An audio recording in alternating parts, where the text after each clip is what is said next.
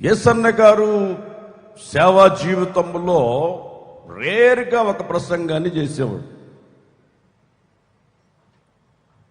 పదే పదే కాదు, కానీ ఆయన జీవితంలో ఈ ప్రసంగాన్ని ఎక్కువసార్లు చేయలేదు.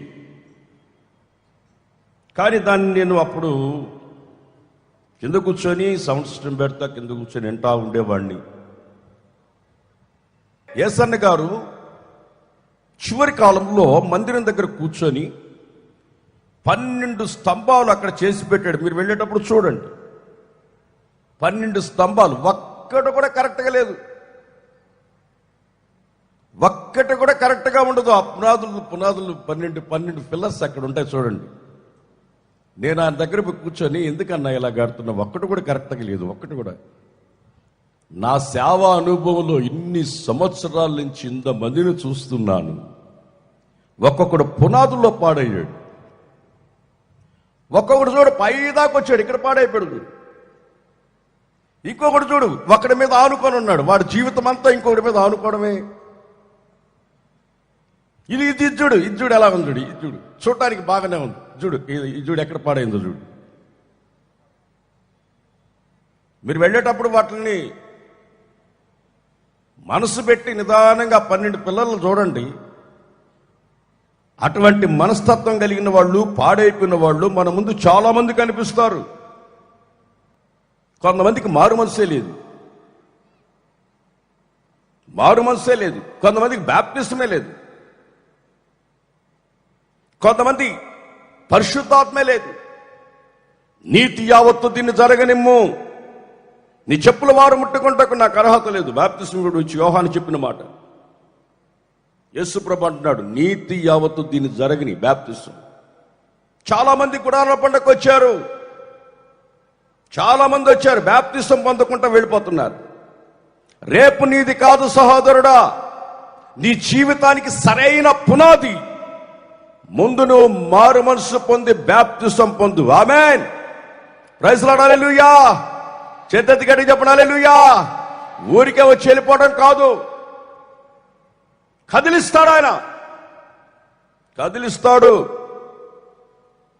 భక్తిగా ఉన్నానని అనుకోకు, మారు మనసు పొందానని అనుకోకు, బాప్తిసం పొందానులే, చర్చికి వెళ్తున్నానులే, వాడుగ్గా వేడుగ్గా వెళ్తున్నానులే, చర్చిలో మెంబర్షిప్ కూడా తీసుకున్నానులే, కానుక కూడా చిల్లర మార్చిస్తున్నానులే అని అనుకోకు. కదిలిస్తాడు.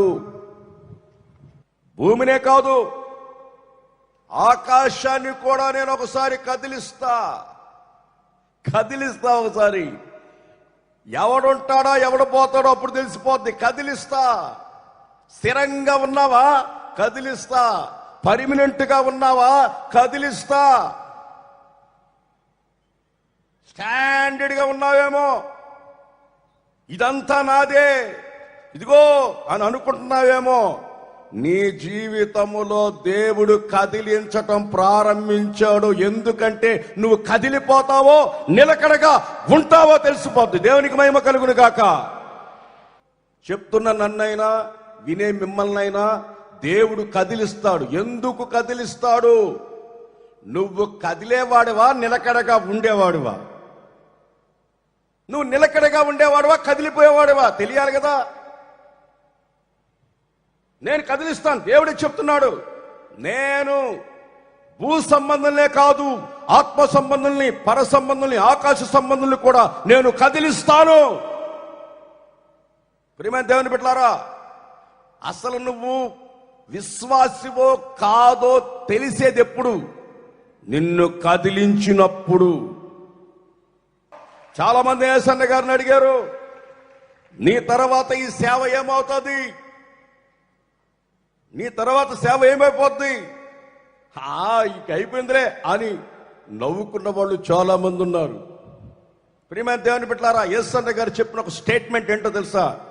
ఇది దేవుడు కట్టిందైతే నిలుస్తుంది, నేను కట్టిందైతే నిలవదు అన్నాడు. ఇది దేవుని పునాది మీద కట్టబడినది, ఇది కదల్చబడదు. పార్టీకి పోతే కదులుతుంది, వాక్యంతో తిడితే కదులుతుంది. ప్రియమైన దేవుని బిడ్డలారా, నువ్వు నీతిమంతుడివైతే కదలవు, కట్టడం వలె ఉంటావు.